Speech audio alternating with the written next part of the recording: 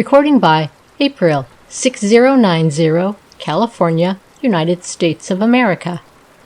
The Black Cat, Volume 1, Number 3, December 1895. Section 6, Fraser's Find, by Roberta Littlehale. The midnight stars glowed through the broken blackness of a winter sky, down upon the roof of a house where a man sat alone, with his arms stretched over an empty bed. Such of his thoughts as were within his control were focused on the life and the death of his past.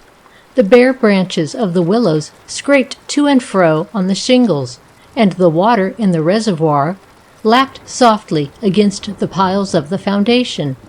There was no light in the room to show the already hopeless untidiness of inanimate things, and the quiet figure of the aging man seemed carved out of rock. To the youth of him, physical and mental, he returned, and remembered that he had been modeled on lines which made people expect the things for which they willingly yielded him affection and consideration in advance. It was in the tempered pain of the hope of fulfillment that his family and friends had speeded him from New England to the practice of his profession of law in a southern city. It was in their early triumph at having counted on him truly that the fever of the California gold days got into his veins. It had been no struggle to him to throw everything over and make for the life that beat fastest and fullest in incident. The struggle had lain in separation from a woman whose saneness and spirit he felt he could not live without. But in the end he had disregarded her opposition for the sake of the beckoning fortunes and joined an ox-train caravan over the plains.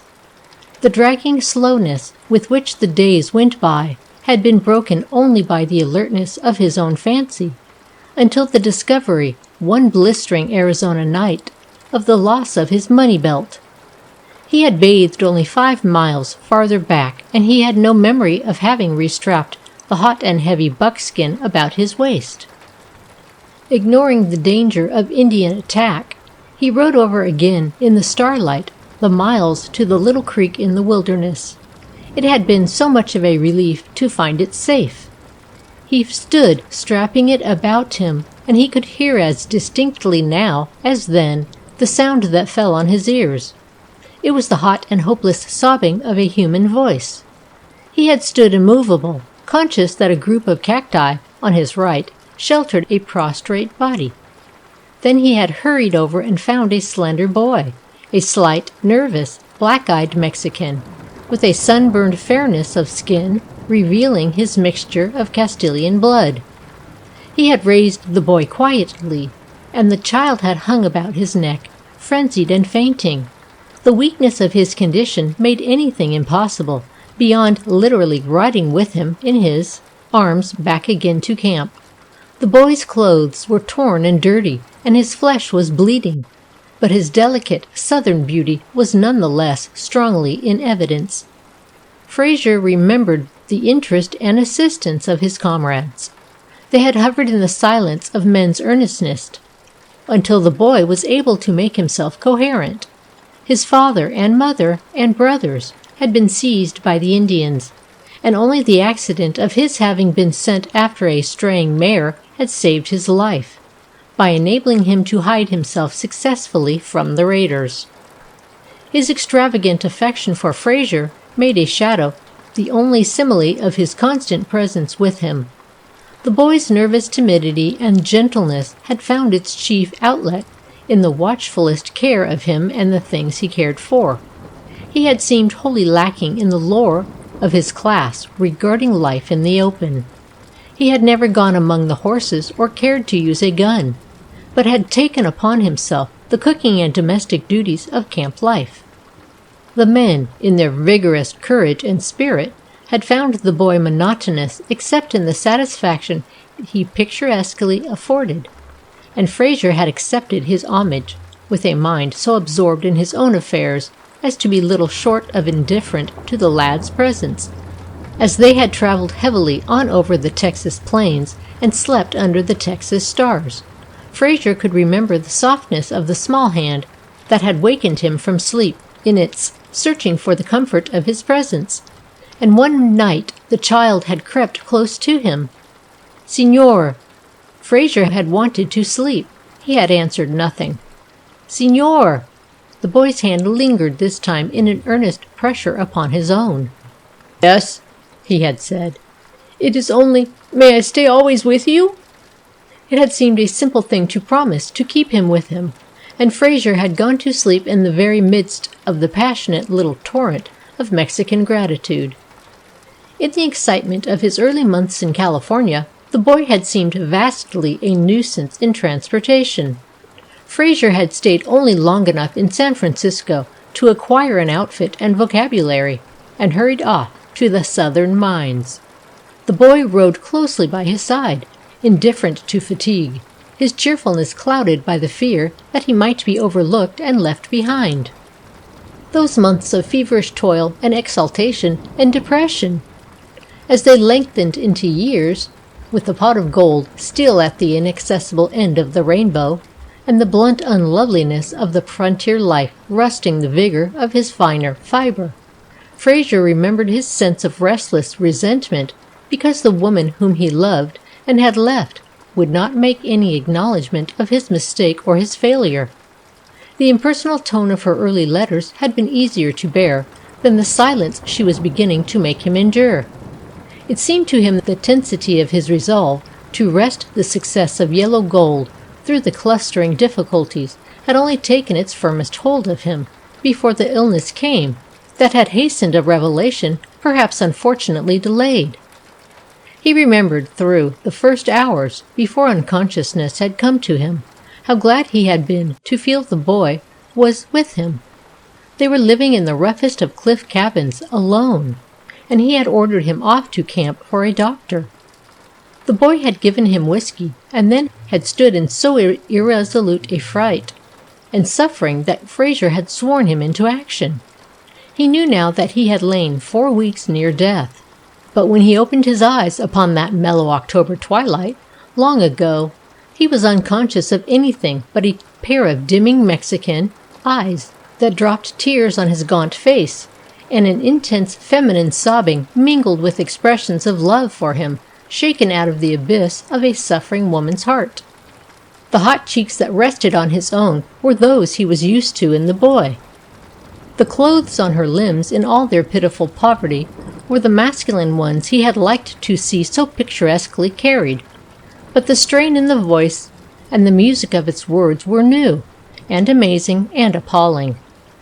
In the silence of weakness he listened, and over again he heard the reiteration of her resolve. "There is nothing, beloved, that can drive me from you, but the death from your hand, which will not kill." And after a while he said to her, "Little one, why did you do it?" But he had known it was the wisdom of the wisest before she had answered him, that for a girl this life offered greater perils as well as fewer chances. She did not light their candle, but remained on her knees by the bed, getting his medicine at intervals by the lingering light that came in from the window. "It will be just the same," she had whispered. "It need make no difference, Signor." And Fraser had lain there, facing the fact of the very great difference, in a regret that he'd fancied no arrangement, not death-doing, to this woman who had nursed him, and had loved him, and had told him so. "The woman at the hotel, the landlady," he had said to her in his weak, thin voice. "She would care for you if I paid her, or you might go east, you might go to school." But the helpless poverty of his present condition had forced a wan smile on his dry lips, and the girl was writhing as with actual physical pain and would not listen. In his weakened condition he could not concentrate himself sufficiently to adopt any decisive measure. He had felt the tumult of her emotions gradually still itself as he laid his hand on her short black hair, and when her breathing was even and quiet, he had asked her, feeling a revolt within him, "The doctor and the boys, have they guessed it?" But how had he expected her to know anything of any man but the one she loved? She did not know. She had answered him, and had not thought to think of it. and she had not slept through the long night hours, nor had he, and in the morning the fever was high again. In the dragging feebleness of his convalescence, both had avoided any reference to the revelation that night. Things went on as before, but the humble devotion and care of Fraser's Mexican protégé was as properly interpreted by the quick camp instinct as it was immediately acquiesced in and forgotten. From this time, Fraser had little communication with the civilization he had deserted, and none whatever with the woman who waited in the South in silence and suffering of doubt. He remembered the utter emptiness of his life and his hope as the following years of his toil and alertness yielded him only bitterer disappointments. There came children now, little dark miniatures of their stout, faded mother, whose heart was as full of reverence and love for him as was her girl's heart, and who seemed not to know that the hours which he lived with her were lost hours. It was on his way home to her one night, in the gentleness which masked his hideous unrest, that his eye discovered the ledge of quartz which had more than laid the foundation of that success he had early strived for. It had not taken long to form a company, and before the year was out, gold came to his pocket in as unsweated for a fashion as the air to his lungs. The men, his partners, had thrown back their shoulders and inflated their chests. The blood ran in their veins to more composite measure, and they planned diversion and further manipulation after their different natures. 3 of them were for the East and the world again, and oh God, but the frenzy in his own brain! They had come to him seriously as man to man and explained their sense of his absolute insanity in throwing up the entire future of his career by life in this place, tied down in his fashion. Other men, they themselves, were under obligation, but not so deeply that money would not bridge it, and, damn it, friends and family must have some consideration in successful men's lives. That night had been another so strongly accented that its impression would never fade. He had sat at the oilcloth table in the little cabin, and tried to sufficiently detach himself from the children and himself to get an unbiased viewpoint. He could only see the light of her love in her eyes, the child love in theirs, and through their gentle subjection, their genuine faith and dependence on him. The shabbiness of his environment she did not permit to become slovenly, but the common vulgarity of it all surged through his eyes like light. He had sent the children from him and gone out into the pines, until the vast, sweet silence of their majesty laid more on him than he could bear. As he came in the door, she had handed him a letter left by a miner on his way from camp. She had lighted 2 candles and pulled up his chair and hushed the talking of the children in their bed. She had sat near and searched his face for what the actual possession of the letter could not have given her, and felt only misunderstanding because she had never seen a struggle between the spirit's life and death. Fraser had read, "Whatever the mistake, we can yet outlive the pain of it. I am waiting for you." She had signed the name he had made for her, and he could not look at it twice for the blinding tears under his lids. Geraldine was waiting for him! Geraldine's mouth, which drooped at the corners and created the dimples she hated, when it fell a-smiling, was ready to yield to him. Geraldine's face and beauty and spirit were true to him. He could not tell how long it was before he got possession of himself. The candles were dripping low in their tin sockets, and one of the women who loved him was still in her chair near his elbow, frightened and quiet and intense. He held out a hand to her, and she had come over and knelt at his side. "Little one," he had said, "this life is not right for our children. Tomorrow we must get the priest and be married. There is money now, and they must be taught to live more cleverly than their father and their mother." He had left her perplexed in her relief, while he threw himself on the bed for the sleep of utter exhaustion. The burden of life would be doubly worse with the material leisure money could bring. But Fraser had never stopped toiling all his days. He could not. Money in the helpless hands of his wife meant only unwelcome care for her, and their exclusion in a larger isolated home was in no sense different from life in their cabin. Fraser held himself aloof from the movement of the growing towns and cities, and watched the weak physical fiber of his children, marked by their unambitious southern strain.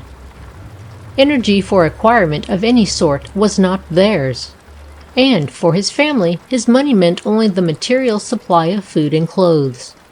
From this very home on the reservoir banks he had gone to his mines with a regularity interrupted only when it was necessary to follow the coffin of one of his children to the rocky, shrub-dotted cemetery on the hills. There had been 3 of them, and none of the apparently sturdy children had escaped the fatal collapse of consumption. That morning he had driven there the 4th time. The body of his wife was laid under the ground after her 30 years of faithful care, according to her light. And Fraser was alone with his money and his love and the suffering he had made it his business to bear. End of Section 6. End of The Black Cat, Volume 1, Number 3, December 1895.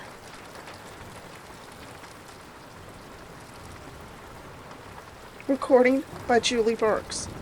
The Black Cat, Volume 1, Number 3, December 1895.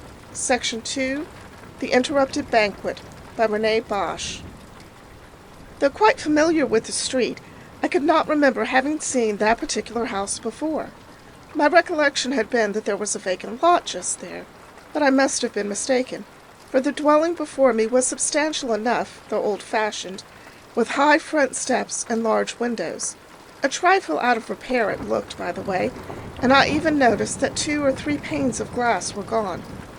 On the whole, the mansion presented a somewhat mournful appearance, as if fallen from an old-time respectability into a condition of decay and decrepitude. I am sure that it would never have occurred to me to enter, had it not been that the young lady who accompanied me turned and deliberately mounted the steps towards the front door. Of course I followed. She did not ring the bell, for, in truth, there seemed to be no bell to pull. But the portal was noiselessly thrown wide from within, and we entered. I looked in vain for the servant who, I supposed, would receive our cards, but to my surprise Mabel walked straight ahead through the wide hall without hesitation, appearing quite familiar with the place. There should have been a light, I thought, though it was only 2 o'clock in the afternoon, for the interior of this strange mansion was very dark, and I could only make out in an indistinct sort of way the faces that looked down upon me from some old portraits, obviously fine works of art, as I passed. Mabel had introduced me to most of her friends, for we had been engaged for 6 months and were to be married very soon, but she had never spoken to me of these people who, perhaps, were rather out of the fashion and had been forgotten. As these reflections passed through my mind, we ascended a broad staircase to the 2nd floor, and then it was that I heard a sound of revelry, which came from a room which I correctly judged to be the dining room of the house.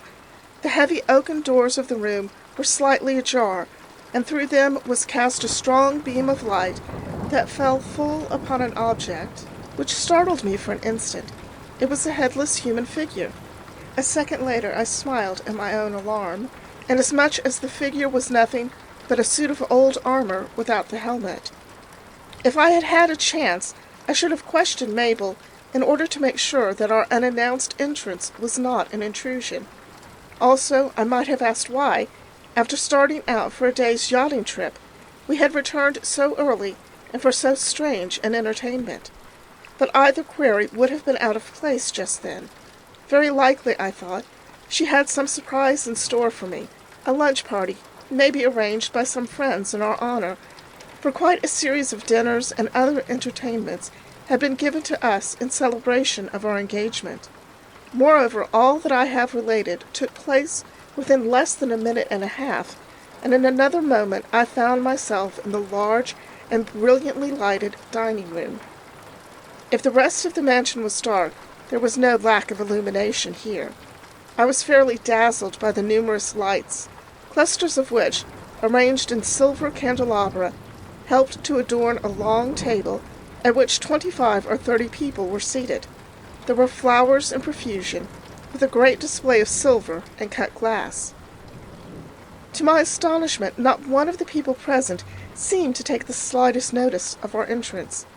Near one end of the table were 2 vacant chairs together. Mabel quietly took one of them, and I, deeming the time hardly proper for an explanation, seated myself in the other. Soup was immediately placed before us. Evidently we were not very late, and I took 2 or 3 spoonfuls of it. It struck me as being singularly tasteless. The courses followed each other in the usual mechanical fashion. What there was to eat I do not remember with any distinctness, for I was so absorbed in wonder and in studying the other guests that I took little notice of the viands. Opposite me was a funny-looking old lady in white silk, cut low at the neck to such a degree, I thought, as would have been more appropriate to a younger and plumper person. I particularly recall the fact that she wore camellias in her hair, a fashion which I had heard of as belonging to a generation ago.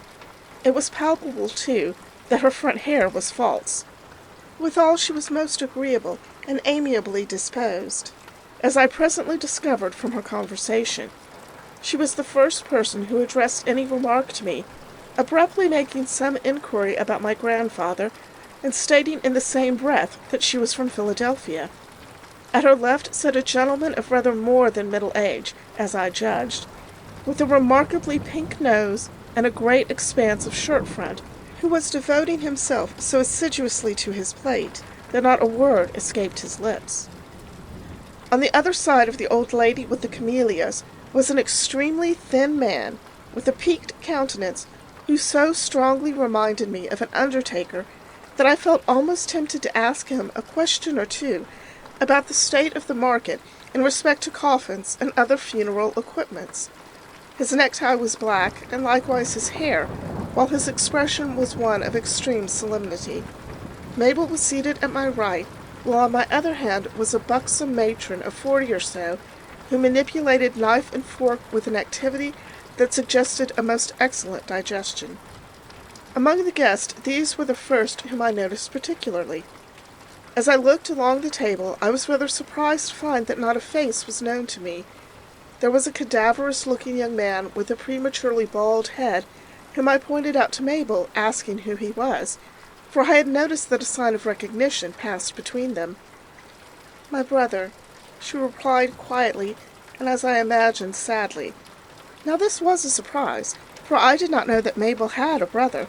Perhaps, I thought, he was not an especially estimable youth, and so was ignored by her family.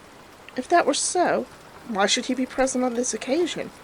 Here was another puzzle to be solved when a suitable opportunity offered for questioning my fiancé. On the left of Mabel's brother was a remarkably pretty, though very pale young lady, who wore in her hair, oddly enough, what looked to me like a bridal wreath. But the handsomest woman present was she whom I supposed to be our hostess. She was of regal presence, and with her velvety eyes and coronet of black braids, resembled a Spanish señorita.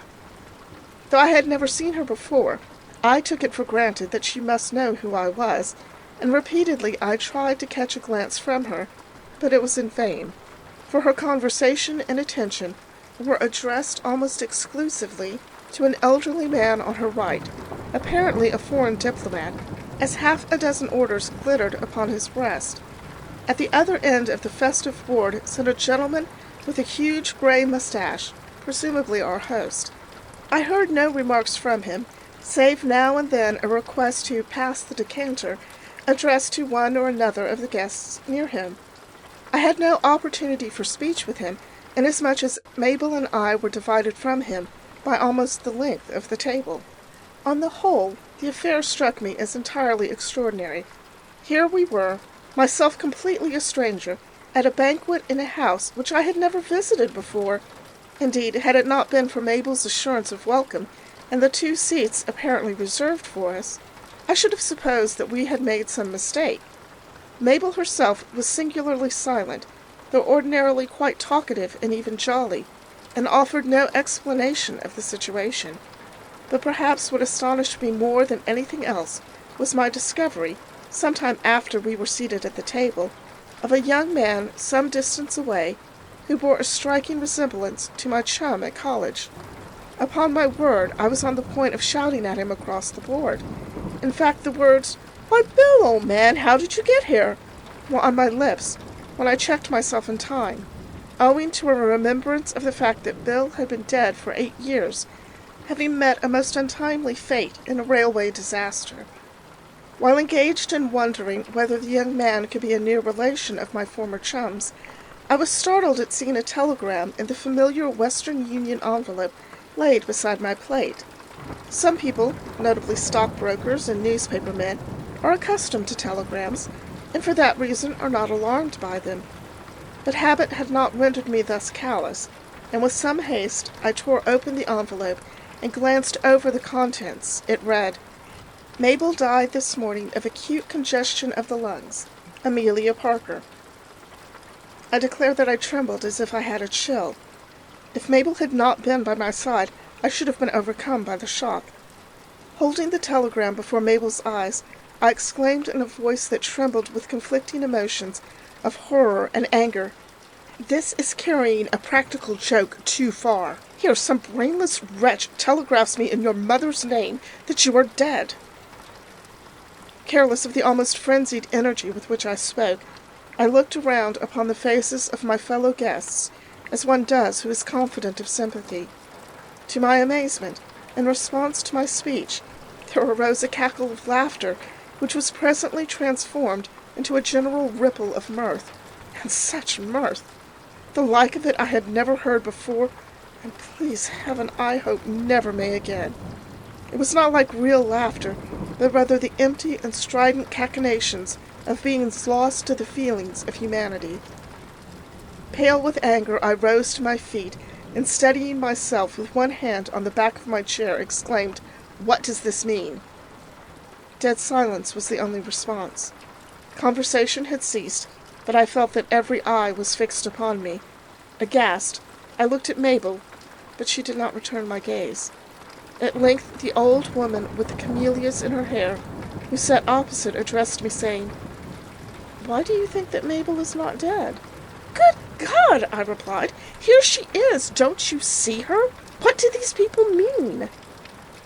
The old woman grinned and waved her feather fan at me playfully, saying, "Ask her if she isn't dead." I turned to Mabel in wonderment, but she only shook her head sadly.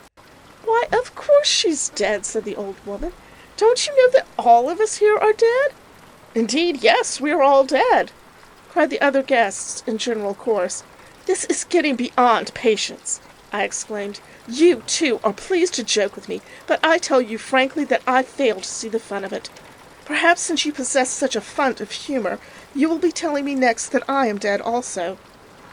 Then came that laugh again. I shall never forget it. Beginning with a cackling titter, it spread until the whole table was in a roar, making my very flesh creep. Then all at once it ceased, and again there was dead silence. "Certainly you are dead," said the old lady with the camellias. "She's dead, and all of us are dead. She died this morning of acute congestion of the lungs, but I have been dead for these 20 years, and he too," indicating with her fan the elderly gentleman with the pink nose. My own complaint was cerebrospinal meningitis. My legs gave way under me, and I sank into my chair. As I did so, my hand touched Mabel's, and I grasped hers tightly. It was cold as ice. Leaning toward me, she whispered in my ear, "Don't make a scene. It is all quite true. You were run over an hour ago by a trolley car." Not daring to believe my senses, I replied, "And this house—" "Shh," said Mabel. "It is only the ghost of a house, the phantasmal reproduction of an old mansion that used to stand on this spot, where there has been an empty lot for 15 years past." I think I understand," I gasped. Then, though my brain swam, I made a tremendous effort to summon up my courage and face composedly this dreadful situation. Addressing myself to the old woman opposite, I said, "Perchance you were acquainted with the former occupants of this dwelling?" "Oh, yes," she answered pleasantly. "I am somewhat distantly related to our host and hostess of this evening. They were drowned, lost on the ill-fated Ville de Paris. This house belonged to them, and not very long afterwards it was torn down." "But suppose that the present owner of the lot were to build upon it," I suggested. "It would be necessary to hold these charming entertainments elsewhere?" "Not at all," she said, laughing and waving her fan. "The occupancy of the site by a real house would not interfere. It frequently happens, of course, that a building is put up on ground previously occupied by another dwelling. You must understand, though I might have supposed you knew it, that while the material parts of a tenement may be removed at any time, its astral shell remains in perpetuity. Thus the ghosts of half a dozen or more dwellings may remain on the site occupied by a new and substantial structure. They are none the less real for being invisible to living eyes. The most remarkable instances of haunted houses that you have heard about are due to conditions of that sort. Several families of phantasms, perhaps tenanting premises topographically coincident with a mansion which affords physical accommodation to people in the flesh. I trust I make myself clear." "Quite so," I answered politely. This conversation was interrupted by the elderly gentleman with the pink nose, who seemed to be dissatisfied with something. Having poured out a water goblet half full of sherry from a decanter, he called for brandy, and with those strong spirits filled it to the brim. Then he took a castor of red pepper and sprinkled its contents liberally on the surface of the mixture. Raising the goblet to his lips, he drained its contents to the last drop and set it down with a sigh. "Ah!" he exclaimed. "It has no strength. If only I could get a schooner of real beer." The old lady regarded this performance attentively, with a lorgnette held to her nose. Said she sympathetically, "That is the way with all pleasures in the afterworld. They seem to have no savor. Even the milk is chalk and water." "I suppose that is why this mince pie tastes so insipid," I responded, toying absently with a bit of pastry on my plate. "Of course it is," she said. "Don't you see it is only the ghost of a mince pie? Then it seems that—" But at this point the banquet was suddenly interrupted by a convulsive swaying and creaking of timbers. The table rocked, and the lights in the silver candelabra flickered, and all was darkness.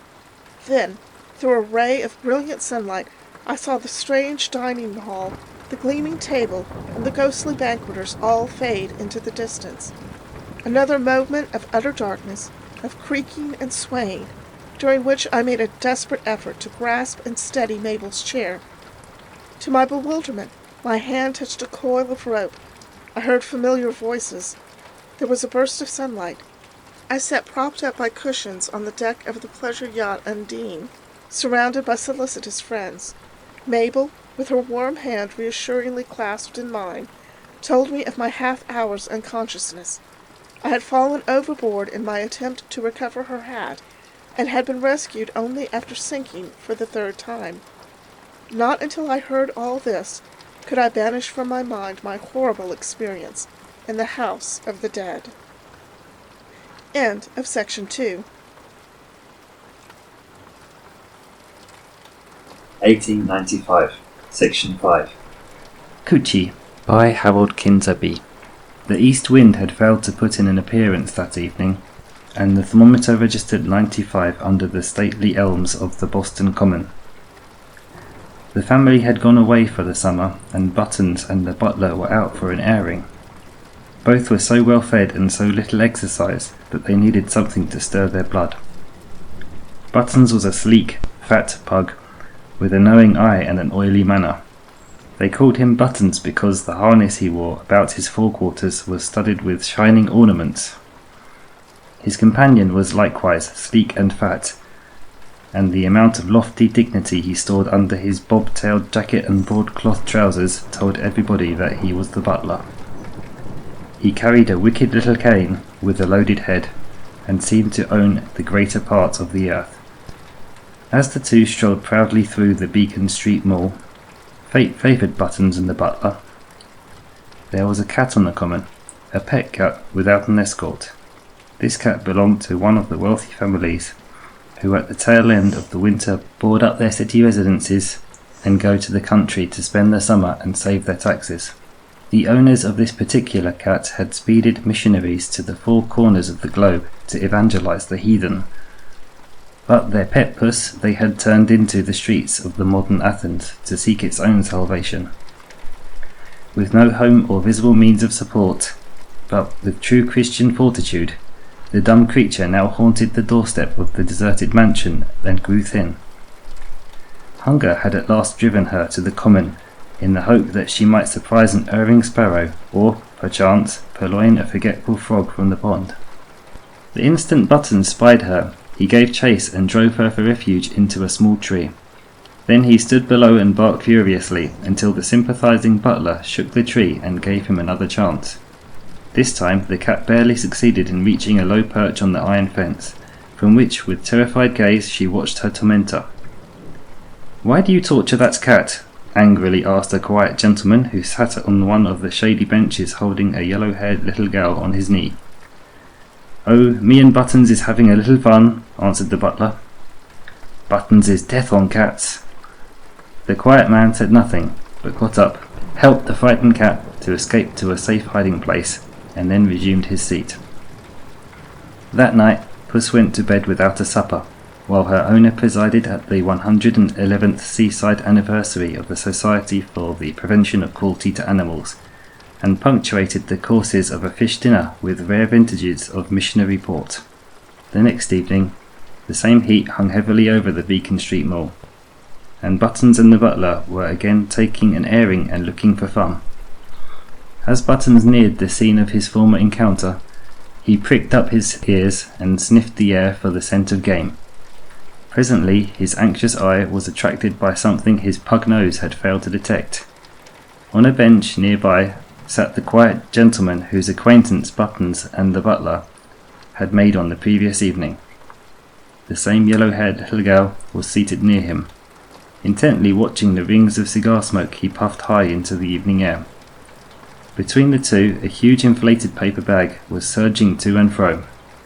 It was this paper bag that had caught the eye of Buttons. It interested him. Drawing himself all up in a heap, he proceeded with cautious, measured step to satisfy his curiosity. As he slowly approached the curious object, his low, fretful growls seemed to rouse it to renewed gymnastics. This frightened Buttons, and caused him to turn tail and flee. His curiosity had, however, got the better of him, and, returning to what he deemed a safe distance, he began barking furiously. "Cat, Buttons? Where's the cat?" came from the butler, who was leisurely bringing up in the rear, unconscious of Buttons' find. With renewed courage, the pug rushed toward the paper bag. He had almost reached it when the quiet gentleman gave the bag an opening twist, and, as a furry head with a pair of fiery eyes shot out, he exclaimed, "Hi, hi, Coochie!" The earnestness with which Coochie hi-hied became instantly apparent by the piteous howls that rose from out of the murderous clawing, snarling mass of flying fur and silver ornaments. And the speed with which Buttons' companion hastened to the rescue with his loaded cane proved that even a Boston butler can get a move on. Before he could interfere, however, the quiet gentleman took a hand in the game. "Stand back," he demanded, in tones that showed he would brook no interference. "Buttons is death on cats, Coochie is death on pugs. You like fun, I like fair play." In less than 20 seconds, a crowd of loungers, newsboys, nurse girls, and pedestrians hurried to the scene. In the confusion, somebody thoughtfully told a policeman to ring for the hurry-up wagon. But before it arrived, the butler was permitted to carry home in his arms what there was left of Buttons. "Cheese it, the cop!" shouted a newsboy as the butler picked up his limp and disfigured companion. And, as the crowd scattered, everyone was amused to see a fine, grey, stumpy-tailed cat make its way to the yellow-haired little maid on the bench. As the latter lovingly stroked her shining coat, she remarked proudly, "Coochie is my little pussy-tat. Papa say Coochie put Buttons to sleep." And the policeman winked with ghoulish satisfaction when the father spoke up. "Coochie is a regular California cyclone. She is a young wildcat a friend in Tiger Valley sent me. I'm fond of pets, you know, and as she felt a bit homesick this evening, I brought her out here to give her a picnic. End of section 5.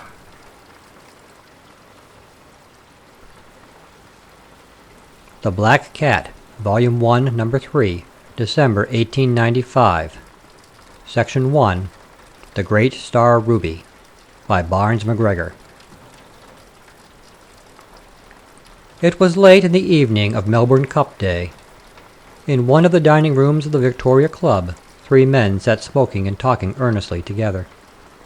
Certainly the events of the last 16 hours furnished ample subject for conversation.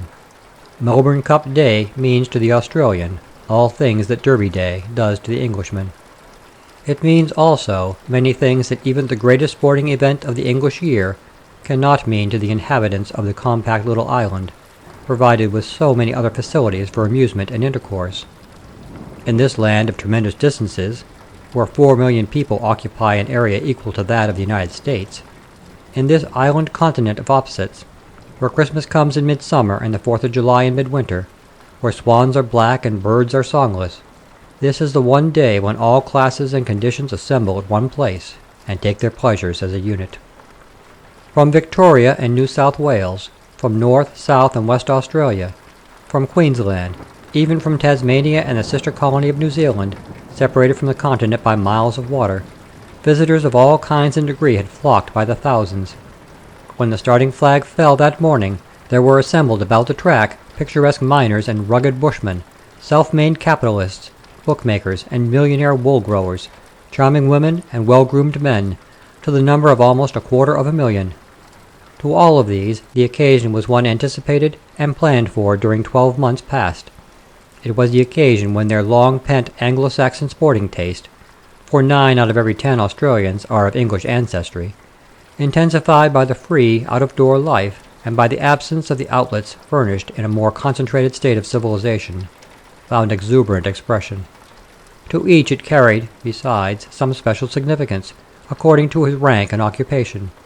To the betting man, it meant that a single firm of bookmakers had on deposit in the banks of Melbourne and Sydney wagers to the amount of over £100,000 sterling. For, like the English Derby, this is a classical event, upon which bets are often made for the coming year the very day after the preceding race has been run. Among the women, it meant triumphs of millinery, gowns that had been ordered from London and Paris many months or even a year in advance, the fashionable display of Goodwood, the Derby, and the Ascot all compressed into a single day. Among the mine owners and wool growers, it meant journeys by rail, boat, or private coach, extending over hundreds, sometimes thousands of miles, and lasting for days and weeks, even months. Australia has well been called the land of the Golden Fleece. Its flocks of sheep are the largest, its gold mines and coal mines the richest in the world. Its flocks are counted not merely by hundreds or thousands, but by hundreds of thousands, and a single sheep station often extends over 100,000 acres. But with this immensity of interests there is linked the familiar loneliness of grandeur.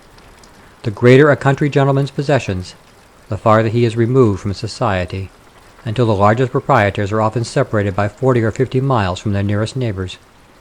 For this solitude the one outlet is the journey to Melbourne for the annual Cup races. Upon this particular day the fashionable parade had eclipsed in size and splendour that of any previous year.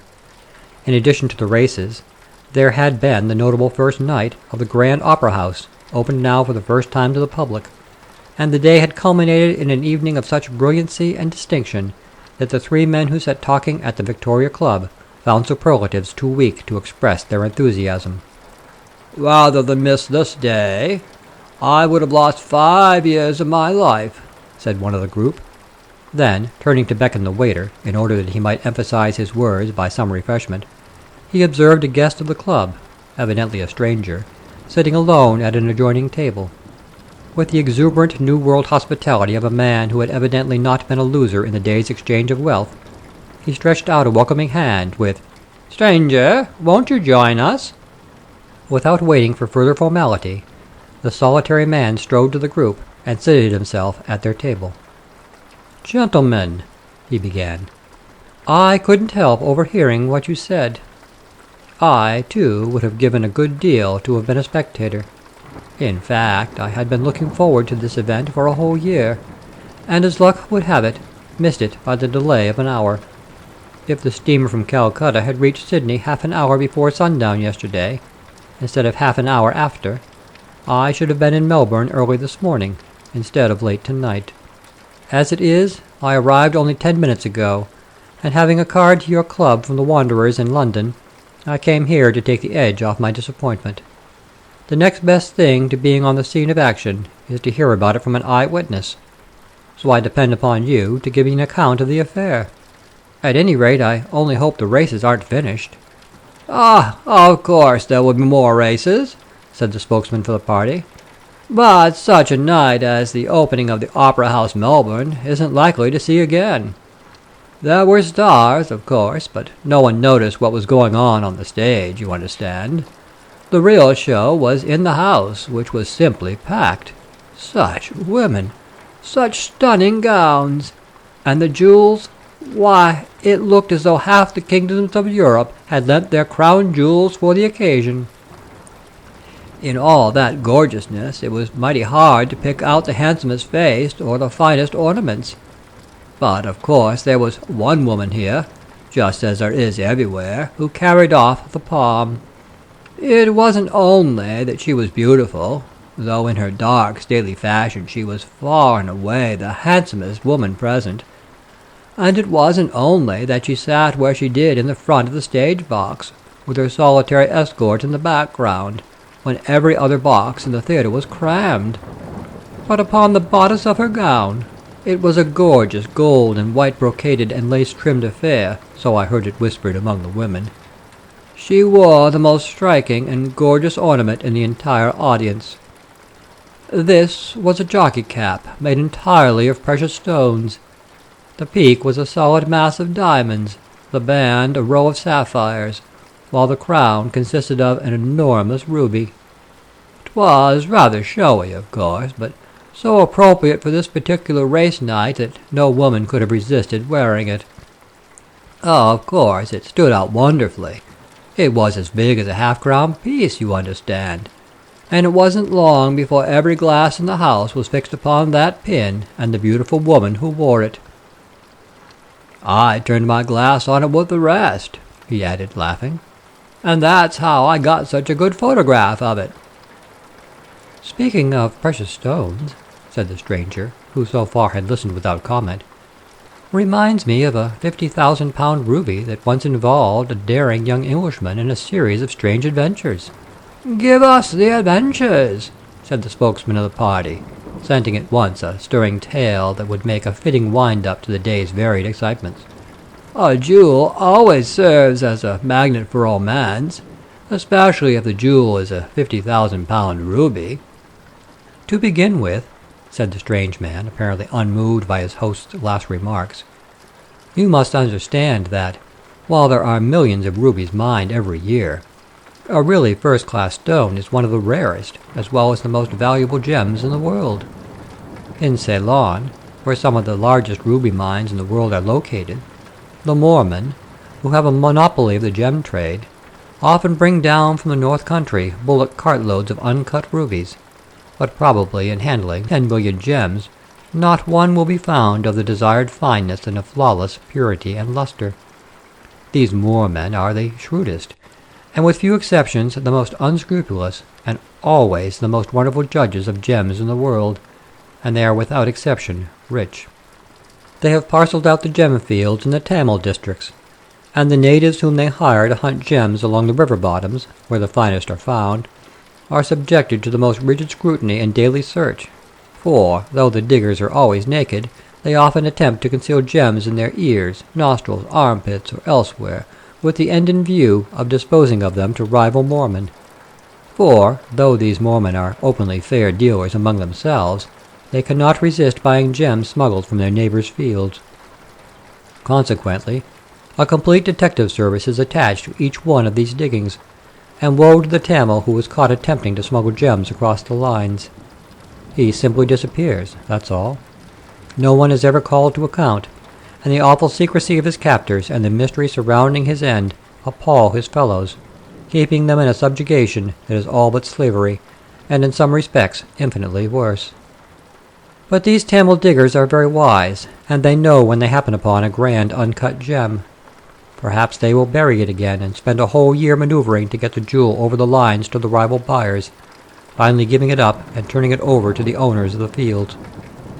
As the really fine ones are really larger than a hazelnut, and each is worth from 20 to 100 times as much as a diamond of the same size, it is worth the digger's while to make a lifelong study of the relative values, and then profit thereby. Now this young Englishman had a curious hobby. For years he had desired to possess one of these almost priceless rubies, and it was partly with the hope of obtaining one that he visited Ceylon, where he had left orders with the Mormon gem dealers to reserve for him the finest and largest stone that could be found. Meantime, he headed an exploring party, whose way lay through the jungles about 100 miles north of Kandy, toward the ancient Buddhist city Anuradhapura, the throne of the famous King Tissa, the shrine of the oldest tree in the world, the sacred bow. It was a long and tedious march. The travelers usually halted at mid-morning, slept till the shadows cooled the air a little, and then resumed the journey as far into the night as possible, sometimes continuing till the next mid-morning, when the sun's heat again brought them to a standstill. On this particular daybreak they had halted beside a swift stream, doubtful at which point to attempt to ford it. The leader had sent men both up and down the stream to search for a suitable spot, and wandered along its banks, more occupied with the glories of the tropic sunrise, the sparkle of the dew on the giant spider threads stretched from limb to limb, the stir of rare birds and animals with which the jungle was more than alive, than with the problem of fording the stream. Upon reaching an inviting nook, he sat down to roll a cigarette, first taking care to search for any jungle animals in ambush which might make him legitimate prey. Suddenly he heard a great crashing of branches in the thicket on the opposite side of the river. Then, like a flash of lightning, a naked Tamil, red with blood, a look of desperation and hopeless despair on his face, plunged out of the avalanche of green beyond, and leaping headlong into the water, struck out across the stream.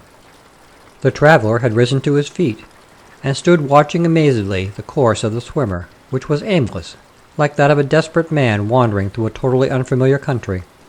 His head was shaven closely, though the natives usually wear their hair long. He swam with great effort. Indeed, the watcher on the bank saw that it was 10 to 1 against the swimmer's success, and instinctively his heart went out in pity. The unfortunate wretch was now being carried rapidly downstream and toward the man on the bank, who could see the straining of every fibre in the Tamil's body, even the look of despair in his bloodshot eyes.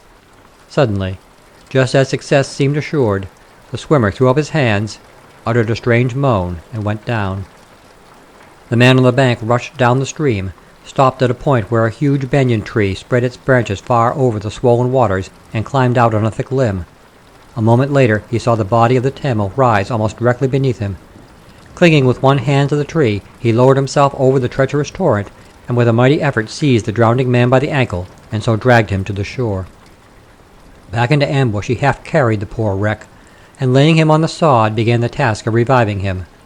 In less than 10 minutes the Tamil opened his eyes, discharged a gallon of water, then gasped, struggling up into a half-seated position, and looked about him. When he saw the Englishman bending over him and comprehended, he uttered the most pitiful wails of gratitude imaginable, grovelling in the dirt, kissing his preserver's feet. The water had washed the blood from him, but he was a mass of wounds, scars, bruises, lash marks, and bullet cuts. How he ever managed to go as far as he must have gone, leaving a trail of blood behind him, was a mystery. But what specially attracted the Englishman's attention was a blood-stained bandage around the fugitive's leg, midway between the knee and thigh, which was the only rag on the poor fellow's body. He was about to question him by signs and syllables, for his knowledge of the Tamil patois was very limited, when he heard another great crashing of the thicket across the stream, accompanied by the sound of voices.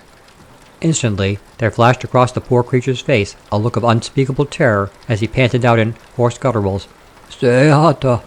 Seata!" an appeal for salvation which would have moved a heart of stone. Motioning to him to remain quiet, an unnecessary precaution since he was scarcely able to lift his head from the marshy ground, his preserver gave him brandy, then, by a circuitous route, ran upstream, coming out directly opposite 4 mounted moormen who were ranting up and down the shore. Upon his appearance, the horseman approached, and asked if he had seen anyone go by.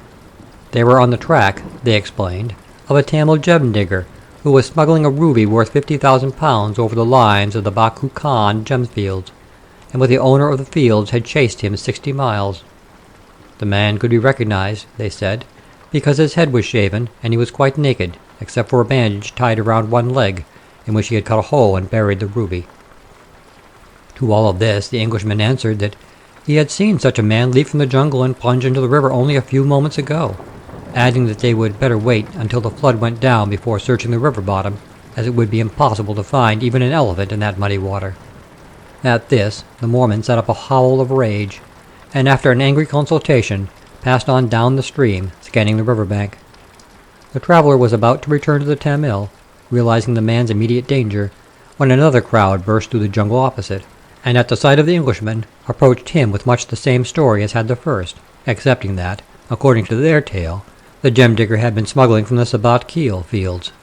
To them he made the same reply, adding that another party had just been there from the Baku Khan fields, making a similar claim. At this the spokesman set up a terrific wail, denouncing them as rogues, thieves, impostors, and heaven knows what not. But just in the midst of his tirade, he was cut short by the approach of still another band of claimants, and immediately the three groups of angry Mormon were in the midst of a wrangle over the ownership of the disputed gem. In their absorption, the Englishman saw his chance to escape. With an occasional glance backward to make sure he was not observed, he made his way stealthily to that spot in the ambush where he had left the wounded Tamil. The man was gone. For a moment his rescuer stood nonplussed. Then, as he looked first one way and then the other, his eye caught the gleam, a few yards away, of the silver top of the brandy flask that he had left with his patient by way of a comforter.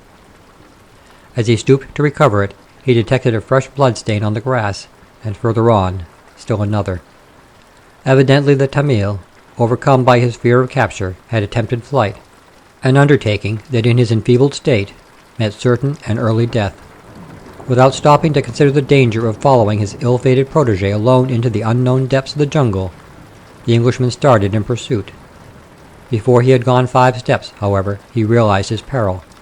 Beyond him, creeping along on all fours, he saw the blood-stained fugitive, moving, unconscious of his peril, into the very jaws of a huge tiger, crouched ready to spring upon his prey. "And the Tamil was killed?" cried the party. "No," said the stranger. "The Tamil was saved from this horrible death, though only after his rescuer had passed through a hand-to-hand struggle with the tiger, in which he was almost killed. As it was, he lost the use of his right arm for the rest of his life. But in spite of all that he could do, the fugitive died a few hours later, overcome by fright and fatigue." "And the ruby?" "The ruby, of course, fell into the hands of the Englishman, who, convinced that, owing to the multiplicity of claimants, it would be impossible ever to ascertain the stone's rightful owner, concealed it in his tobacco pouch before he was joined by his party. These, he learned when he was brought to his senses, had returned several hours ago from the other side of the river, to which they had retired, frightened by the many outcries of the mounted Mormon, and had found their leader only after a long search, which would have been hopeless except for the blood trail left by the wounded Tamil. For a few days after his return to their camp, wounded as he was, and weakened by his encounter with the tiger, he gave little thought to the stone that had fallen into his hands as if from the sky. But with his earliest convalescence, his jewel mania returned, intensified by the actual possession of the ruby that it afterwards proved was, without doubt, the finest in the world. By the time that he reached Amsterdam, to which he had taken passage at his earliest opportunity, with the idea of having his treasure cut by an expert, this mania had reached such a pitch that it was only with the greatest effort that he could finally make up his mind to leave it in the hands of a jewel cutter, and from the moment that it was out of his possession, he began to suspect every person that he met, the jewel cutter included, with a desire to rob him of his treasure. What gave color to his suspicions was the fact that at the shop where he had left the ruby, delay followed delay, and postponement succeeded postponement, the dealer putting him off each time with vague excuses and never fulfilled promises. At length, after 5 weeks of these mysterious delays and excuses, almost crazed by wearing anxiety, he confided his secret to one of a firm of private detectives, a man whom he employed to watch and investigate the movements of the jewel cutter. On the very night of the day in which he had taken the step, the jewel was returned to him. It had proved to be a stone not only magnificent in size and color, but curiously ribbed with white rays, that is, a star ruby, pronounced to be the finest in existence. But the reaction from his fright and anxiety, joined with the effect of his recent adventure, from which he had not yet fully recovered, cut short his joy. He was seized with brain fever, and for days lay unconscious in the room of his lodging-house, unattended except by his doctor and landlady. When he had finally returned to his senses, he found that the jewel was gone. At a time when his life was despaired of, the detective employed to protect his interest called at his lodging, and thinking the man as good as dead, stole the gem, and... Suddenly the eyes of the listeners turned to the door behind the speaker. There was a rustle of skirts, and the whispered exclamation, "There she is now!" The storyteller started, flushing at the interruption, but only for an instant. Then he faced about, leaped to his feet, and rushing forward like a maniac, tore from the breast of the mysterious beauty of the opera the glittering ornament upon which, an hour before, had been focused the attention of an entire audience. "Here!" he cried, brandishing a handful of lace and satin from which gleamed the jeweled jockey cap, "is the stolen star ruby! And there," pointing to a man's figure that appeared in the doorway, "is the cowardly wretch that stole it!" It was not until then that his companions observed that the stranger's right arm hung useless at his side. End of Section 1. Recording by Todd.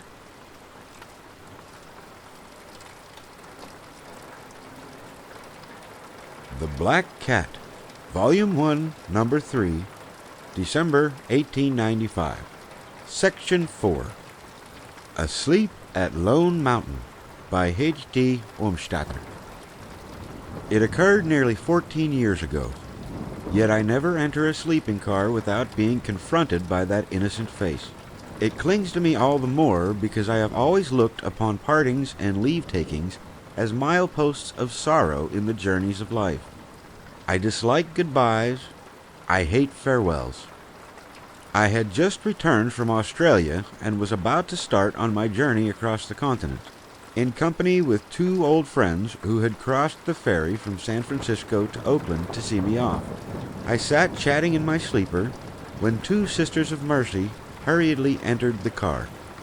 Just what it was in the appearance of the newcomers that arrested the attention of the earlier arrivals, whether it was their humble yet characteristic attire, so suggestive of charity the whole world over, the apparent anxiety betrayed by their manner, or the fact that a sleeping child, clasped tenderly in the arms of one, was their sole companion, whether it was any or all of these things that caused a sudden reign of respectful silence in the car, I am unable to say.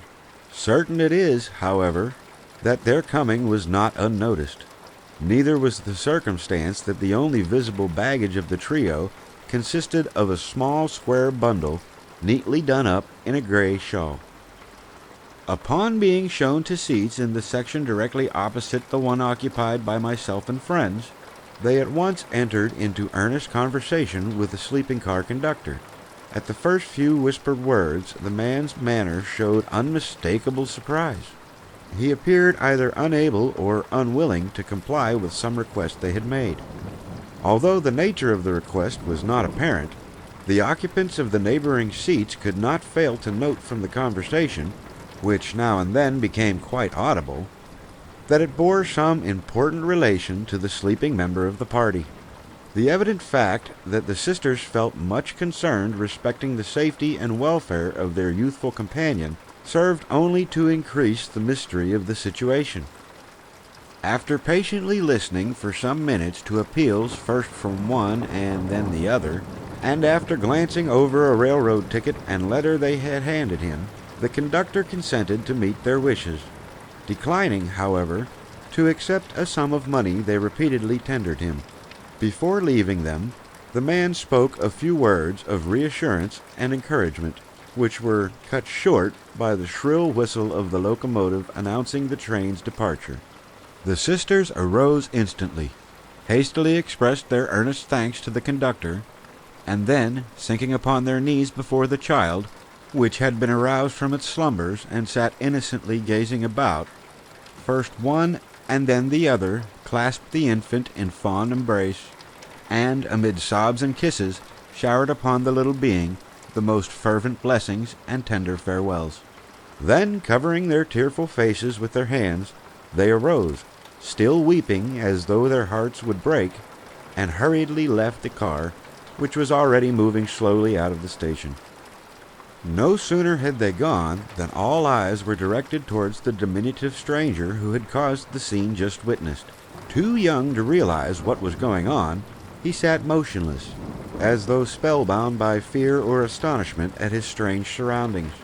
In an instant the child became an object of intense curiosity.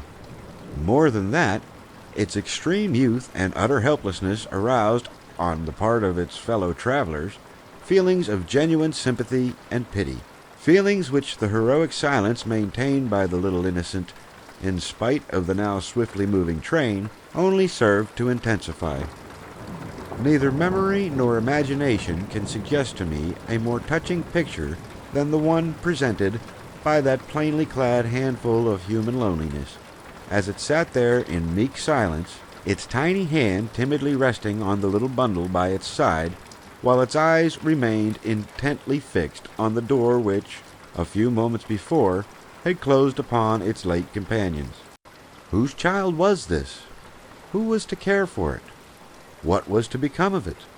Was one of the nuns a relative? Was the younger perhaps its sister? Or was neither? These and similar questions could be easily read on the countenances of the wondering passengers.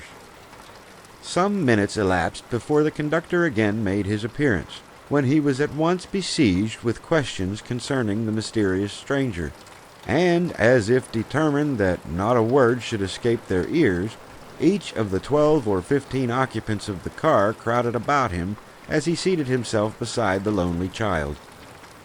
The story they heard was brief and pathetic. The little boy was as much of a stranger to the conductor as he was to the passengers. His mother was dead.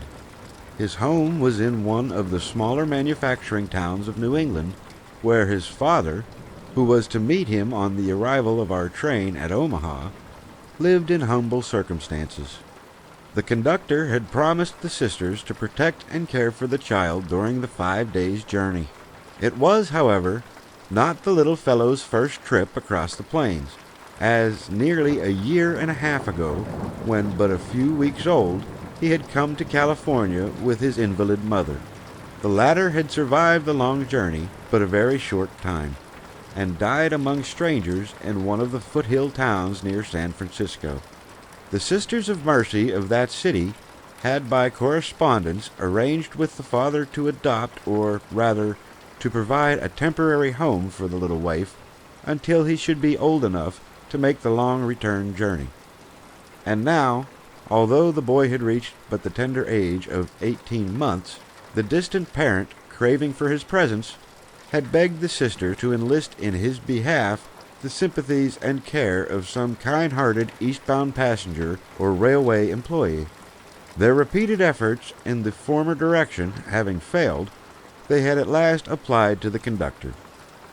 In relating the child's sad history, the sisters had, the conductor continued, so feelingly solicited his kindly offices and paid such glowing tribute to the almost angelic disposition and exceptional bravery of the infant that, however disinclined he had been to assume the responsibility, a persistent refusal of their unusual request seemed almost inhuman. He had therefore undertaken the strange charge, and trusted, he said, that the passengers would in no wise be inconvenienced thereby. From that moment on, everyone who had less than half an hour before witnessed the scene of sorrowful parting, which had so touchingly told how completely the little fellow had walked into the hearts of his benefactors, from that time on, everyone felt a personal responsibility for the comfort and safety of the boy. Introduced under circumstances that rendered him a hero at the outset, at the end of the first day he had already become the pet of the passengers and the object of their kindliest attentions. While the claim that this child was remarkable for beauty and cleverness might lend sentiment and romance to my simple narrative, The fact is that he was neither handsome nor bright. In appearance, he was simply a plain, plump, red-cheeked, flaxen-haired baby boy with apparently little to be proud of, save his evident good health and a pair of large blue eyes that seemed frankness itself. His accomplishments were few indeed. He was still, as the sisters had said, learning to walk. His vocabulary included but 3 or 4 imperfectly spoken words, and he was conspicuously deficient in that parrot-like preciousness so common and frequently so highly prized in little children. But what our youthful companion lacked in attractive outwardness was more than made up by the true inwardness of one accomplishment he did possess. That was silence. This virtue he practiced to a degree that soon won for him the admiration and affection of all. Though exhibiting no sign of embarrassment at the friendly advances of the passengers, and while not unmoved by their tender attentions, he maintained through that long journey a humble air of mute contentment that lost its balance on but 3 occasions. His quiet ways were a theme of constant comment, while his presence proved not only a source of increasing pleasure to our small band of tourists, but did much to relieve the monotony of the tedious journey. One important detail in the boy's eventful history was missing. Cared for by strangers from earliest infancy, deprived of his mother's love and father's care, he had thus far not even received that all-important parental gift, a Christian name. To the sisters, he had been known simply as Baby. By that infantile appellation, he had passed from their gentle mercies to the conductor's care, and only as Baby Homeward Bound was he spoken of in their letter addressed to his father.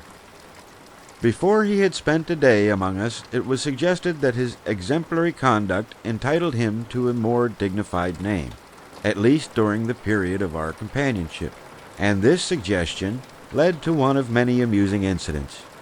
By what name should the boy be known? After the question had been eagerly answered a dozen times in as many different ways, with apparently little hope of a unanimous choice, for everyone felt that his or her preference was peculiarly appropriate, a quiet old man, whose appearance was strongly suggestive of the pioneer days, offered a happy solution to the difficulty.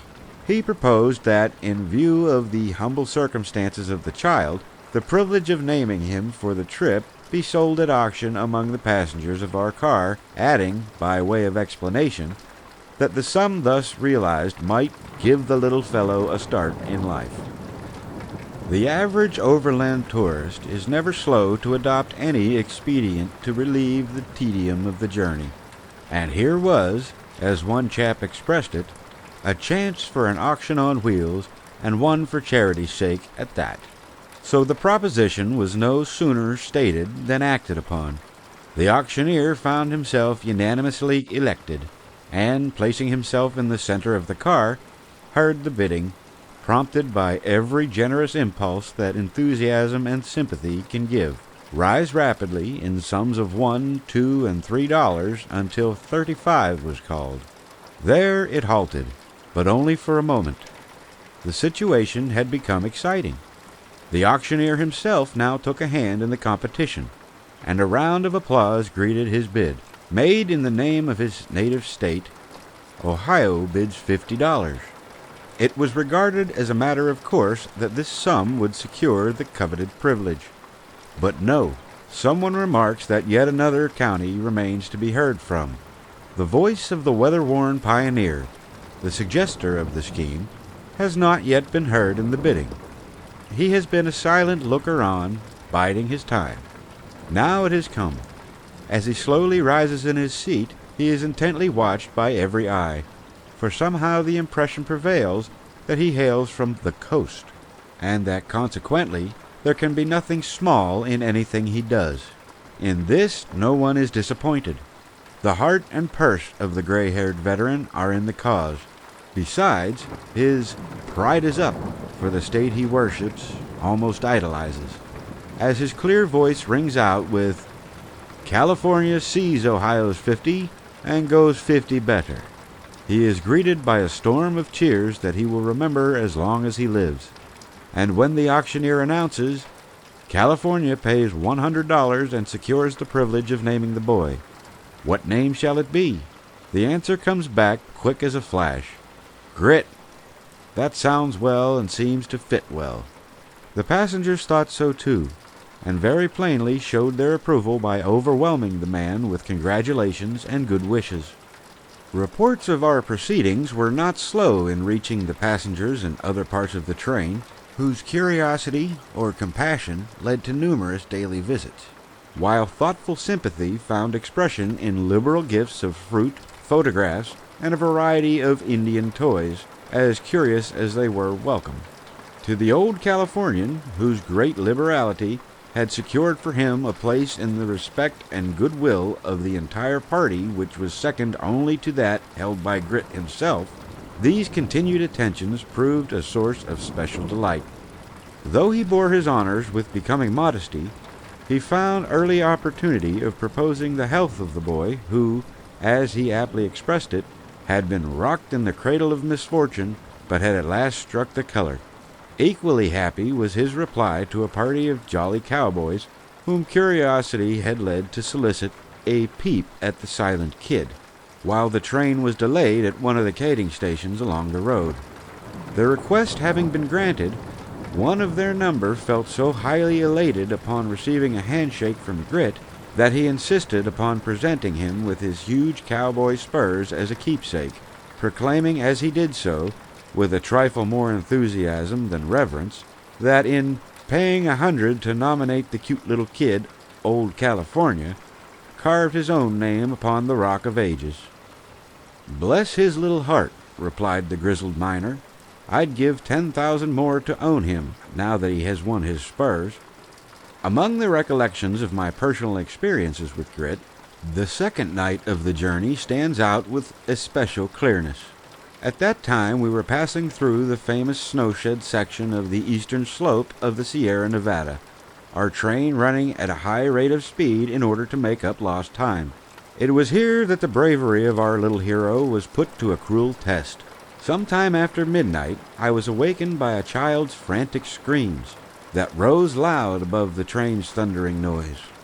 And though up to this time there had not been a single tearful outbreak on the part of the young Trojan, there could be no mistaking the source of the piercing shrieks that now met my ears. I lost no time in hastening to his assistance, for I knew that, by way of experiment, he had been quartered in a section entirely by himself, the previous night having been a sleepless one to both the conductor and his charge. Furthermore, it was evident from his agonizing cries that I was the first to hear him. Finding the car in total darkness, the lights on both ends having gone out, I met with some delay in feeling my way to the terrified child, calling to him as I went. And at the first touch of my hand, the trembling, feverish little form drew close to me. Its chubby arms closed wildly about my neck, while loud, hysterical sobs told more plainly than words can express the agony that the child had endured. Only one who is familiar with sleeping car travel over mountainous country, who has found himself suddenly aroused by the terrific roaring and swaying of a swiftly running train, and who, unconscious for the instant of his surroundings, has felt his flesh creep and his heart stand still as he imagined himself engulfed by a mighty torrent or hurled over some awful precipice. Only such an one can realize the position of this terror-stricken child. Arousing the porter, who had gone to sleep while blacking the passengers' boots, I carried Grit to my own berth, where my endeavors to soothe his disturbed feelings proved so highly successful that the relighting of the car was greeted by him with loud laughter through the still lingering tears. But go to sleep again he would not.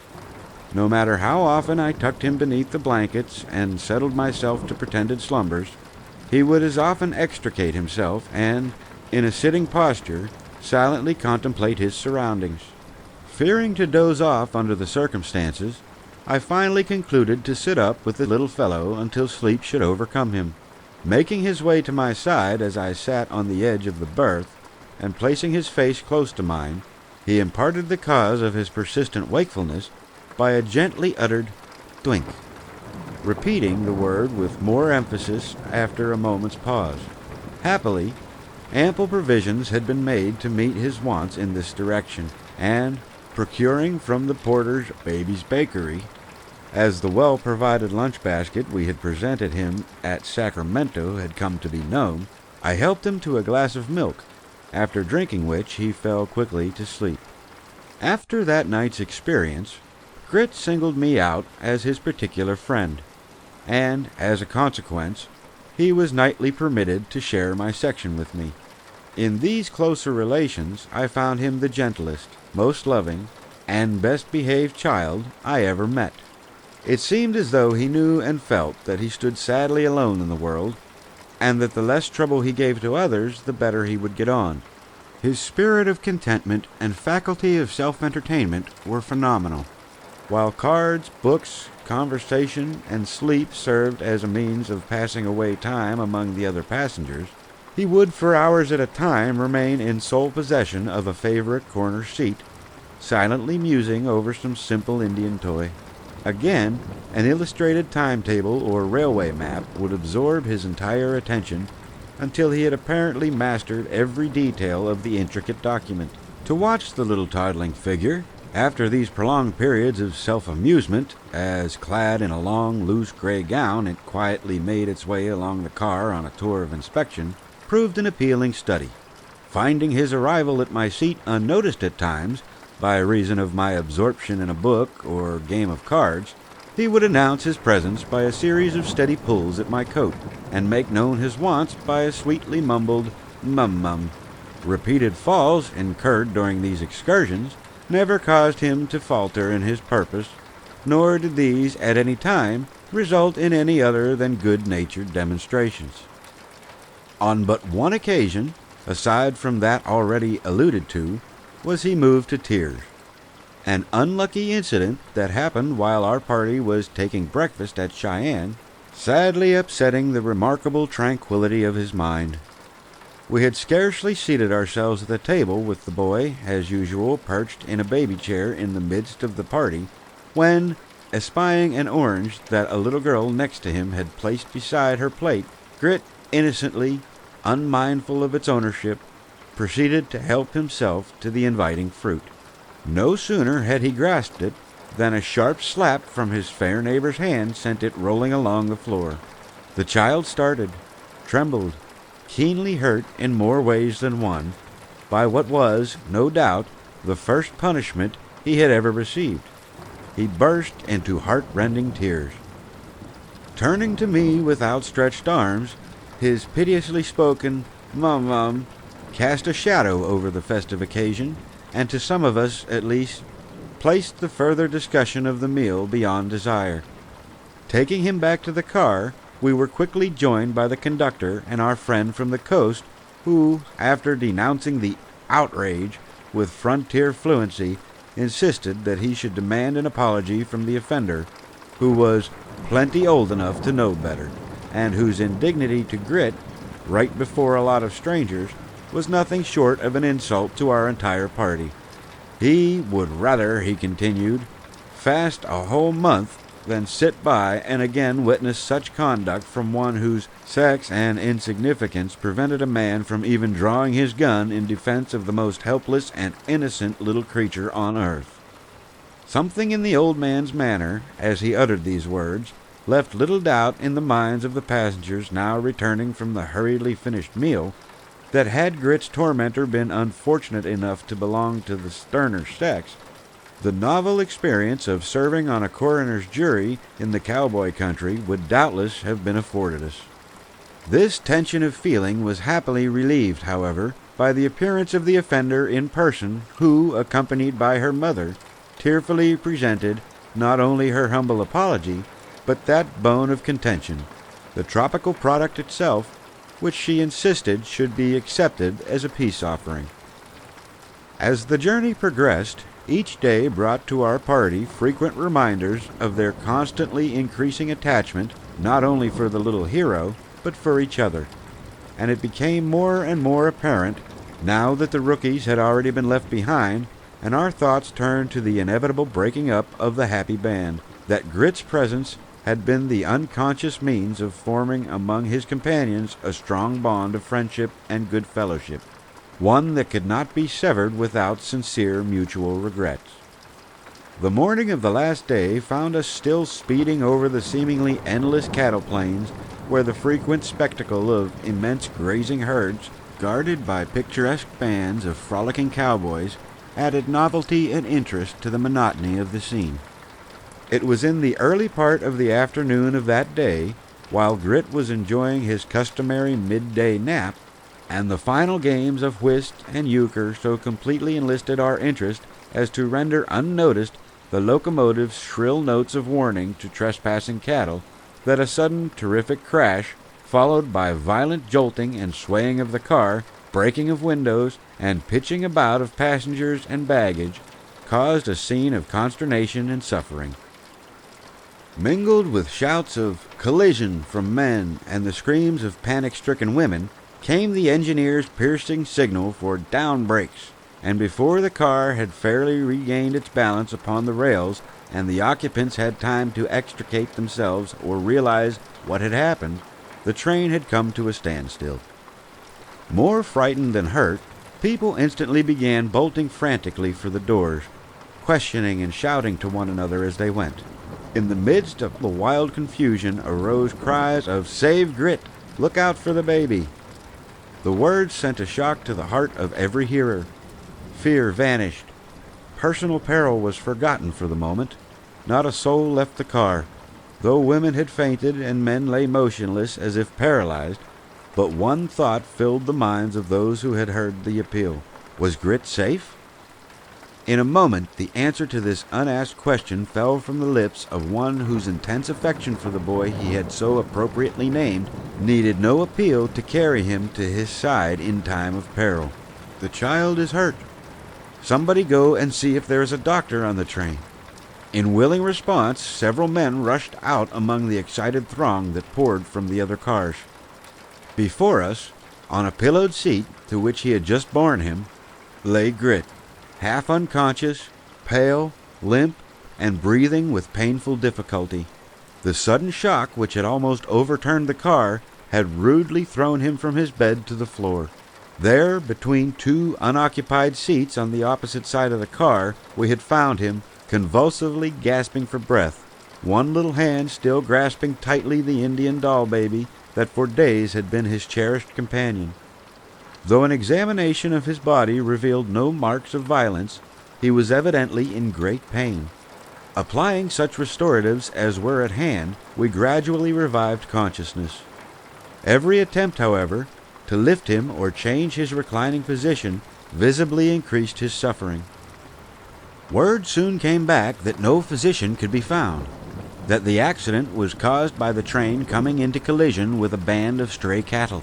So far as could be hastily ascertained, one man had been fatally injured, while many persons had sustained serious bruises and strains. From the train conductor it was further learned that neither the locomotive nor any of the cars had been sufficiently damaged to prevent our proceeding to Omaha, still some 5 or 6 hours distant. After a brief stop for the purpose of careful examination of all parts of the train, we were again underway, the engineer having orders, in view of the injured passengers, to make the run in the fastest time possible. The remainder of the journey was, even to the most fortunate, associated with sadness. But whatever the suffering of that ill-fated train, memory carries back to me but one sorrowful scene, the bedside about which lingered the friends of the little stranger whom we had learned to love so well. In the presence of his suffering, our own lesser injuries were forgotten, and all efforts were bent upon securing for the little sufferer every comfort possible under the adverse circumstances. With a view to lessening the painful effect of the constant jarring and shaking motion, a swinging bed was speedily improvised in the middle of the car, and here, surrounded by his sorrowing companions, lay Grit, enduring in silence the pains that his pale, sadly troubled face so keenly expressed. Late in the evening, the train reached its destination without further mishap. It had not yet come to a standstill in the station when, accompanied by the sleeping car conductor, the father of Grit entered the car. Early in the day it had been resolved by the passengers that 3 of their number should meet with the father upon his arrival, for the purpose of exonerating the conductor from any carelessness, and also for offering their assistance in caring for the child during the night. Now, however, reminded of their former happy anticipation of the meeting between parent and child, a shudder of sadness caused them irresistibly to shrink from a scene of welcome more deeply sad even than that sorrowful parting which they had witnessed on entering upon the journey a few days before. As the stranger, deeply agitated, anxiously made his way to the central group, however, earnest sympathy found ready expression, and ere his eye had met the object of its search, a friendly voice checked and bade him to be calm and hopeful. "Your child, sir," continued the speaker reassuringly, "has not entirely recovered from the rough shaking up we got a little while ago. He had a lucky escape, but now needs rest and quiet, and you and I had perhaps better go for a doctor while our friends here convey the boy to the hotel, where we shall join them shortly." And as the uneasy parent bends over the little bed, and with inquiring look seeks from the calm blue eyes some token of recognition or sign of hope, the voice, more urgent, as though suddenly stirred by memories of an eventful past, again breaks in. "Let us lose no time in making the child more comfortable." A few moments later, Grit's friends stood around his bed at the neighboring hotel, listening to the verdict of the physician hastily summoned by the big-hearted pioneer. Internal injury of an extent unknown, but whose nature would probably develop before morning, was the verdict given after a careful examination. Alleviating measures, however, were suggested, which the distracted father hastened to put into effect. It was during one of his absences from the room that the big-hearted pioneer, drawing the doctor to one side, appealed to him in faltering tones to save the child at any sacrifice or any cost. But the appeal, though touching, was unnecessary. Higher considerations than those of personal gain prompted the kind doctor to exercise his utmost skill. After his first visit, not an hour passed, but what his footsteps brought to the watchers reassuring proof of his deep interest in the case. And finally, yielding apparently to the soothing remedies, Grit fell into slumber that brought encouragement to his friends, none of whom could be induced, however, to forsake his bedside. During the vigils of the night, the father was repeatedly moved to speak of the sorrows of his life, of the sudden fatal illness of his loving young wife, and of her ardent assurance that her last thoughts were solely of himself and baby, coupled with the fervent wish that the two might some day find a home in California, where in their final rest all 3 might once again be side by side. Towards morning, the boy grew suddenly restive, and violent coughing spells brought back the condition of semi-unconsciousness of the previous day. The doctor, evidently expecting a crisis, now remained constantly at his side. The change came at last. Just after dawn, a beam of light broke softly over the little face, and new hope came to the anxious watchers. But mistaking the silent messenger's approach for the herald of returning health, they had hoped in vain. The peaceful smile lingered but a moment, then returned once again, as though the beckoning spirit was loath to quit its hold, and Grit had fallen asleep.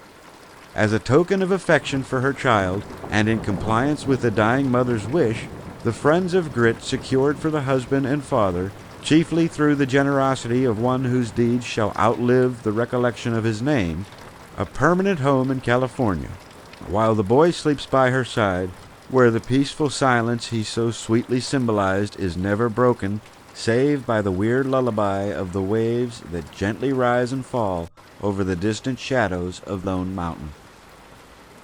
End of Section 4. Recording by Narrator J.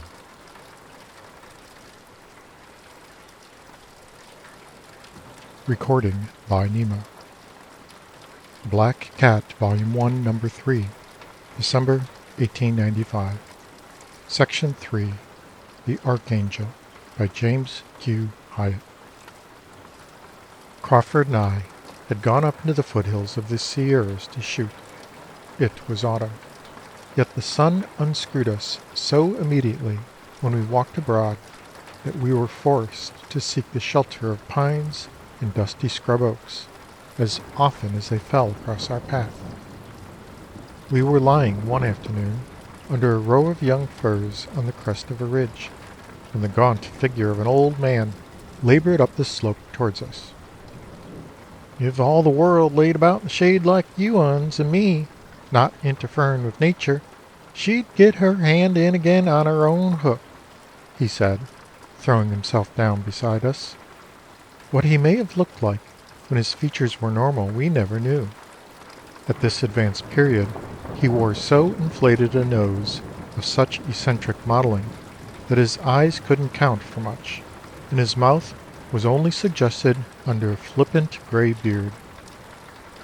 "I'm the Archangel," he said sweetly, and smiled at us. Crawford shrugged himself a trifle nearer his gun and smiled back again. "There's no crack," he assured us immediately. "That's been my title for 3 years. I got it because I held my hand from goring a man under false provocation." "Tell us about it," we said. He found a stone to rest his back against and threw open his shirt at the throat. "These hot summer days sizzle just as they did then. Crisp your throat like coals curl bacon. I'd mined all this country in the gold days, and held my own with the dizziest dog of 'em all in finding the color and epicurean the liquids. I run a drinking fountain in opposition to the Dead Falls, up Mokaluma way, and counted on Joaquin and his band for making a pop on me regular once a week. But 'tain't what I started out to say." The old man fell into a reverie. He seemed to see only the end of his toes. "About the Archangel," Crawford prodded. "Yes, the Archangel. That's a matter of 3 short years aback." This gentle old man stood up and hitched savagely at his trouser band before he sat down again. "Adolf, his name to tell you, wouldn't it? Chin beard, juicy voice, and hands a-curving through the air. Well, Adolf and me set up backing and mining together 5 years aback. I stayed on and on with him because his bread'll make you hungry in your sleep. 'Twas flour for that very bread that I went a-riding into town for one summer day. There was a real estate dude come up, Socks we called him. Actual, he went round in wormy-looking things held up by garters. Well, Socks, he tucked a folded newspaper under my saddle flap just as I was tightening up to go home. 'Read that,' says he. 'It's time all you fellers settled down to raising families, so's we could have a population and school districts and churches and sich. Never no hope of doing anything with a lot of bachelors.' Well, do you know, it struck me like wisdom from the mouth of babes. I rode along trying of my best to read that paper, not being over profuse in acquaintance with learning, and the sun striking the white clay like a looking-glass. I tucked it away and whistled till the barking of the dog realized me I was home. Later, when smoke went out of the chimney, curling through the trees, Adolf and me sat out on the sawbucks a-reading of that paper, the Matrimonial Messenger. By your name, sirs, there was 3 pages of 'em saying how enchanting they was. Tall women and short women, and young women and old women, women with children and women without, women that could work and sew and cook, and women that could sing and dance and talk. Every blamed one of 'em willing to send their photograph, swearing their faces was their fortunes all their life. Wasn't long before we'd settled between 2 of 'em, but Adolf, he was for one and me for the other. 'What's it to you?' says I. 'You ain't a-marrying of her, are you?' He couldn't but admit the fact. 'Still, there's my living round her,' he says. 'Twas a widder, I remember, Adolf was set on. She'd raven locks, and what she'd most pride in was her cooking, and her sewing, and her loving heart. I argued long. I needed him favorable, if it was to be peaceful like. I remember telling of him that we didn't need cooking and sewing, being used all our lives to managing these. What we wanted was something amusing and up and learning, so we could feel spiritual proud, you know. I asked him if we'd ever strike it rich, what'd we do with a wife that couldn't go dance and talk with the best of 'em? Anyway, seeing it was my business, and I was set like a jumper on a claim, Adolf, he give in. The woman what made my heart feel empty sad, she was 18. She was decorated with yellow hair and eyes like copper ore. She could talk French and understood German, and could play the piano. She'd marry a man that wanted a companion and not to cook. Says I to myself continual, that's you, Daniel. Well, Adolf and me, we talked this thing, waking and sleeping.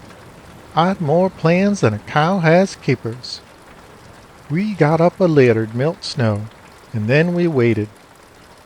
First, nothing was said to the boys, but when they caught on to my hanging round the post office, they began to josh. I always stepped up gallant to the postmistress. Sirs, I've turned the cheeks of most woman pink in my day. And I said I, letter please, with a doffing of my hat and a rising inflection, very polite but understanding. It got to be so that when there never was anything handed out, the boys would take the coffin down a laugh. After a while, it grew so's none of 'em turned up or paid any attention. Even Adolf, he took to going to sleep when I talked to her. Then a whole year ran out to summer again, and I couldn't unthrone her that reigned in my heart.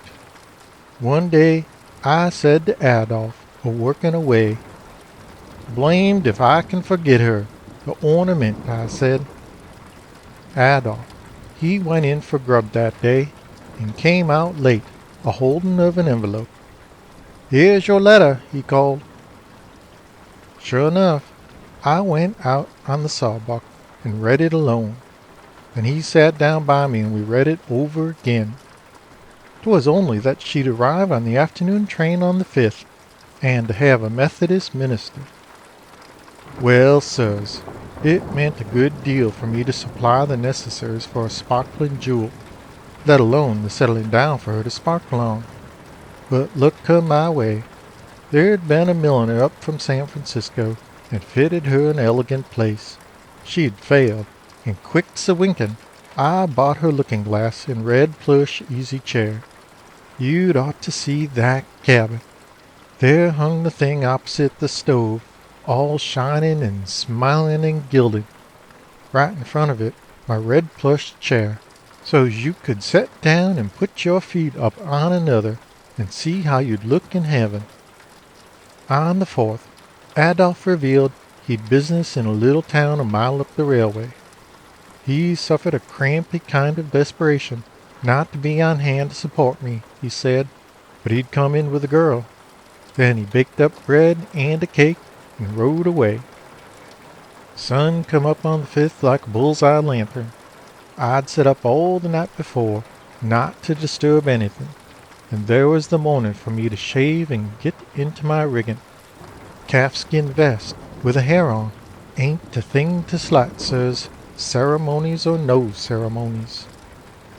When I rode my mule up to the depot, the boys was out, to the puniest scrub of 'em all. They give me cheers that'd blast rock. And there was an arch, sirs, all flowered. My legs wanted to sit down more than me. Train whistled in the distance. There was no slinking off round the corner, for the boys braced me everywhere. Out she stepped, sirs, and whether she was the sorriest or likeliest looking critter, I couldn't have told for the flunk I was in. After the blackness, I see her long yellow hair and red cheeks. All the conquering of my youth rose up within me, and I up and held her to me for a kiss. By the great snake mine, But women don't shave beards off and drink whiskey. I dropped her like a nettle, but she went forward with the crowd, smiling and a-smirking through the cheering and the uproar. "To the parsons!" the boys yelled. I was forced off my feet, but out came my gun. "Halt!" I cried, in a voice that brought 'em all on their haunches, and still as colts, raised on the spur. "I mean to shoot the wig off your head and the paint off your face, Adolphe Lefebvre, and leave you for the slimiest viper that crawls without legs." The sight of my gun lay between his eyes, and the crowd was as still as the barrel. Of a sudden came a voice in my ear. To this day, God only knows from where. "Be like unto the archangels." My arm fell to my side. They lifted me onto their shoulders. "The archangel!" they sent out a-echoing in the hills. And it stuck, sirs, from that day to this, though I've lived alone, sirs, ever since. End of Section 3.